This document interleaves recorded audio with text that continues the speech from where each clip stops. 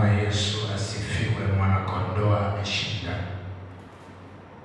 Ndugu mtazamaji wa El Shaddai TV, ni wako tena Mchungaji Baraka Abeli Byambala. Nikukaribishe kwenye kipindi cha leo, kipindi bora kabisa ambacho tunaenda kuangalia siri za ufalme wa Mungu. Leo nataka tukajifunze kidogo juu ya mambo ya muhimu yatakayokusaidia kutimiza kusudi la Mungu katika mwaka uliopewa na Mungu.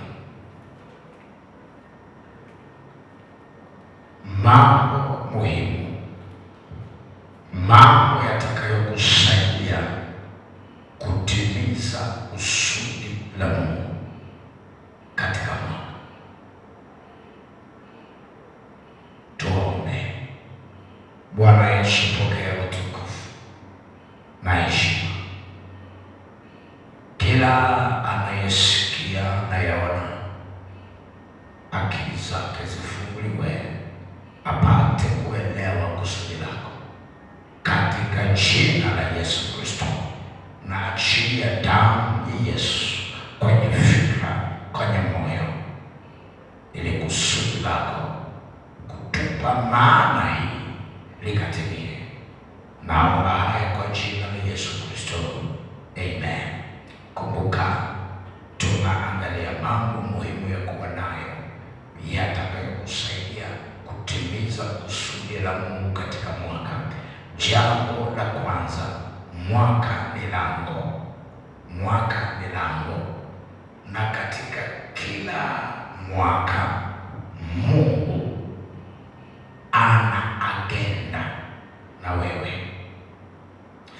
Kila mwaka Mungu ana agenda na mtu wake, ana kusudi, kwa lugha nyepesi.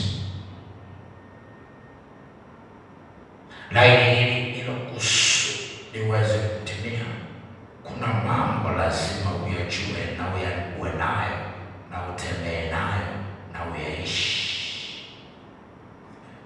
Kwa lugha nyepesi,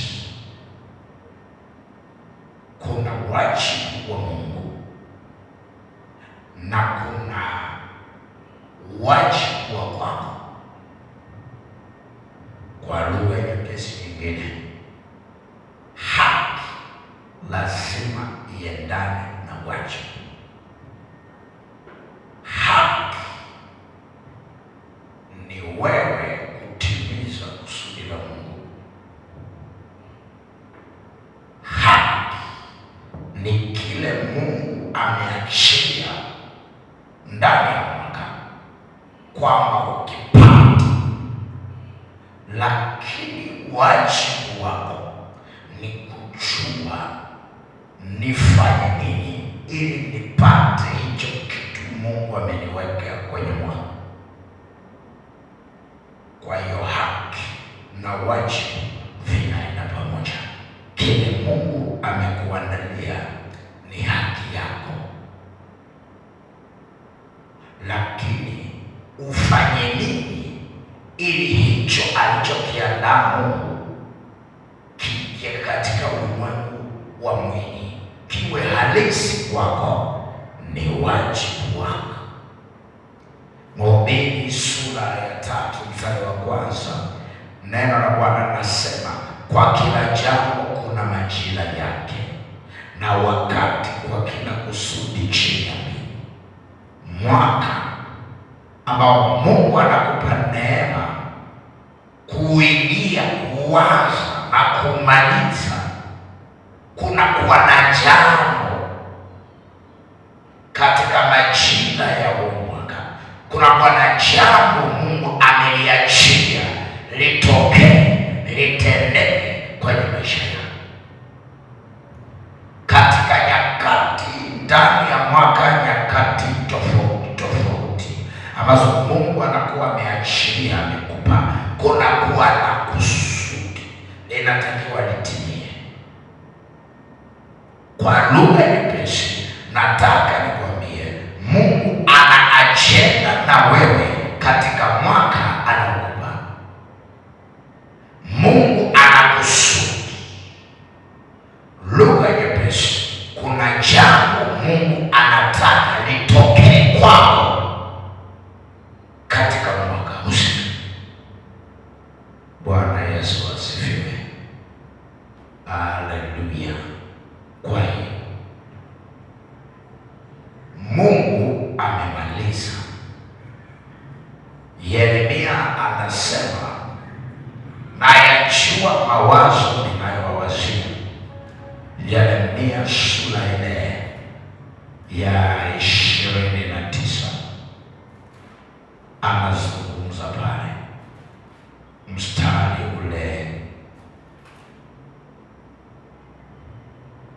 wa 11, anasema, nayajua mawazo ninayowazia ninyi, asema Bwana, ni mawazo ya amani, si ya mabaya, kuwapa ninyi tumaini siku zenu za mwisho. Maana yake nini? Katika kila mwaka kuna mawazo mema Mungu anakuwazia, na sharti hayo mawazo yatimie. Mwana kondoo ameshinda. Bwana Yesu asifiwe. Ndugu mtazamaji, nataka nikupe mambo kadhaa.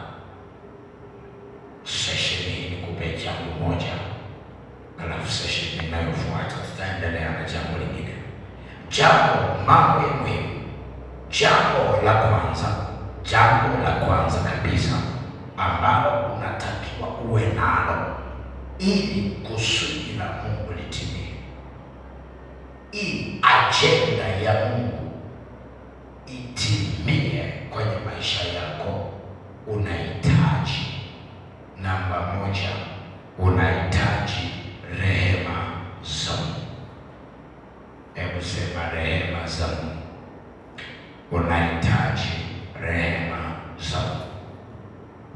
Waebrania sura ya 4 mstari wa 16, kuna kitu Roho Mtakatifu anataka kutufundisha hapo. Neno la Bwana linasema, basi na tukikaribie kiti cha neema kwa ujasiri. So what? Ili tupewe rehema na kupata neema ya kutusaidia wakati wa mahitaji. Kuna si kubwa katika neno hilo, kuna si kubwa katika andiko. Roho Mtakatifu anaelekeza kwamba karibia kwenye kiti cha neema, kwenye kiti cha neema cha Mungu. Hapo kunapatikana vitu viwili, kuna maudhui mawili. Jambo la kwanza, kuna rehema za Mungu ziko pale, na mimi nasema ili ajenda ya Mungu, wazo la Mungu litimie kwenye maisha yako, wazo la Mungu la mwaka husika litimie kwenye maisha yako, ni lazima upate rehema za Bwana, na hizo rehema zinapatikana kwenye kiti cha neema. Haleluya. Mwingine atauliza, sasa mtumishi wa Mungu, rehema za Mungu zinahusiana aje na kusudi la Mungu? How comes? Ngoja tuende mbele kidogo. Rehema za Mungu zinafanya kazi gani? Kazi ya rehema za Mungu katika kutimia kwa ajenda, wazo la Mungu kwenye maisha yako kwa mwaka husika. Rehema za Mungu zinafanya kazi gani? Namba moja, rehema za Mungu zinafanya kazi ya kufutilia mbali vikwazo halali anavyoweza kuvitumia shetani kuzuia ajenda, shamba, kusudi la Mungu lisitimie kwa wakati sahihi. Haleluya, Bwana Yesu asifiwe. Kuna jambo Mungu anataka litokee kwenye maisha yako. Kuna wazo Mungu anakuwazia, lazima lije kwenye maisha yako halisi litokee. Lakini ufalme wa giza una vizuizi halali vya kuleta mashtaka mbele za Bwana, kwamba Mungu, kwa mazingira haya, huyu jamaa hastahili kupata jambo hili kwa mwaka huu. Halo, Bwana Yesu asifiwe. Yuda sura ya kwanza, waraka wa Yuda sura ya kwanza na ule mstari wa 9. Yuda sura ya kwanza na ule mstari wa 9, neno la Bwana linasema, lakini Mikaeli malaika mkuu aliposhindana na Ibilisi na kuojiana naye kwa ajili ya mwili wa Musa, hakuthubutu kumshtaki kwa kumlaumu, bali alisema Bwana nakukemea, bali alisema Bwana nakukemea. Ona kitu cha ajabu. Mungu anautaka mwili wa mtumishi wake Musa. Mungu anawazo na mwili wa Musa, anautaka mwili wa Musa uwe salama. Anatuma jeshi, anatuma malaika Mikaeli malaika mkuu, jemedari wa vita, kamanda wa vita, anaenda. Anapofika pale kuna ulinzi, shetani anasema no. Wanashindana kwa hoja, walikuwa wanaojiana. Shetani anatoa hoja kwamba Musa, mwili huu ni halali yangu, kwa sababu Musa alitenda dhambi, na ndiyo maana Mungu mwenyewe akumruhusu afike nchi ya Kanaani, akamuua. Kwa hiyo mwili wa Musa ni halali yangu. Kumbuka, Mungu ana ajenda na mwili wa Musa. Mungu ana wazo na mwili wa Musa, lakini kuna vikwazo halali vinainuka juu ya mwili wa Musa, kwa sababu Musa alimkosea Bwana, na shetani, sheria inasema anayetenda dhambi ni halali yangu. Kwa hiyo shetani anaweka mapingamizi halali kwamba mwili wa Musa ni halali yangu, huwezi kwenda nao popote, kwa sababu Musa amefanya 1, 2, 3, na mtu akifanya hayo ni halali yangu. Kariabash mikasana ramakuya rapa, wanashindana kwa hoja. Nataka nikwambie, katika ajenda ya kimungu kutimia kwenye maisha yako, kuna kuwa na mashindano katika ulimwengu wa roho. Kuna wengine wakuwa ni wakati wake wa kuolewa, wakati wake wa kuoa, lakini kuna upinzani unainuka katika ulimwengu wa roho. Ajenda halali zinapigwa pale katika ulimwengu wa vita. Ulimwengu wa roho wa vita, hoja zinapelekwa, hoja halali kutoka upande wa adui zinainuka. Hapana, huwezi kuolewa, huwezi kuoa mwaka huu, hawezi kupiga hatua hii mwaka huu, hawezi kujenga, kununua uwanja, kwenda mbele mwaka huu, utumishi wake hawezi kwenda viwango fulani mwaka huu, kwa sababu ya ajenda, hoja 1, 2, 3 halali kabisa. My God. Sasa ndipo malaika hakuna, kwa sababu alijua hoja anazosema shetani ni hoja za kweli, zina mashiko. Kuna hoja zinainuka katika ulimwengu ni za kuzuia cha Mungu kisitimie kwako, na ni halali kabisa. Sasa hii hoja halali, vikwazo halali vipanguliwe, unahitaji rehema za Bwana. Rehema za Bwana zinafanya kazi ya kufutilia mbali vikwazo halali anavyoweza kutumia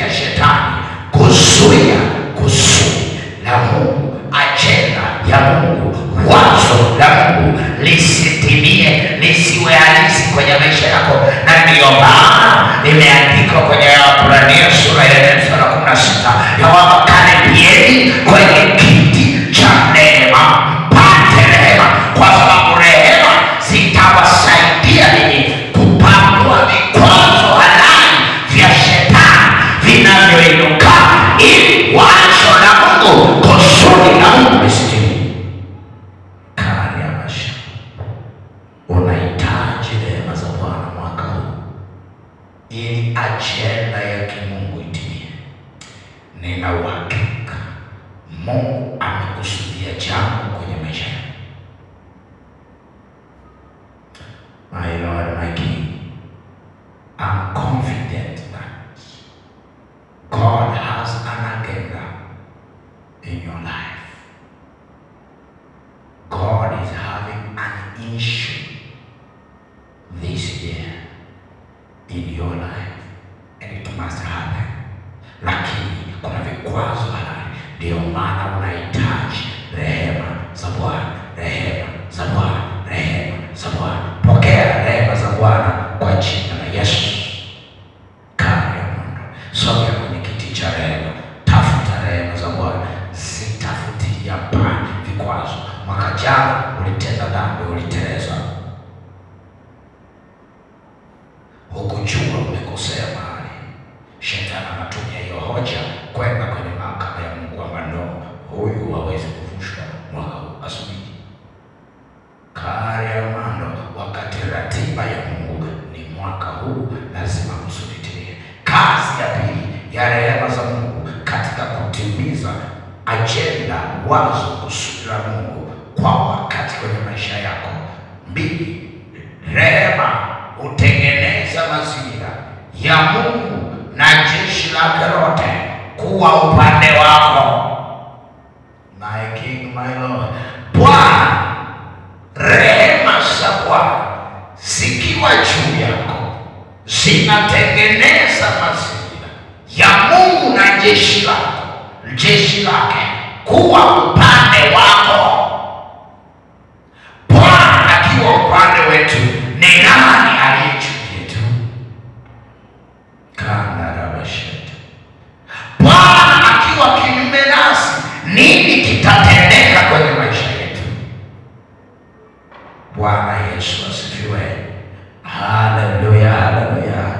Isaya 43 na ule mstari wa 25, kuna jambo, kuna siri kubwa iko pale, na maneno ya Mungu mahali pale yanasema. Isaya 43 ule mstari wa 25, neno la Bwana anasema, mimi ndimi niyafutaye makosa yako kwa ajili yangu mwenyewe, wala sitazikumbuka dhambi zako tena. Rehema za Bwana zinafutilia mbali ule uovu. Kumbuka Musa alikosea, alipoplead to God, Mungu alipoachilia rehema, ule uovu ulifutwa kabisa na hakukumbuka tena. Shetani alikuwa anatumia sheria ambayo imeshafutwa, iko outdated. Sikiliza, unapopata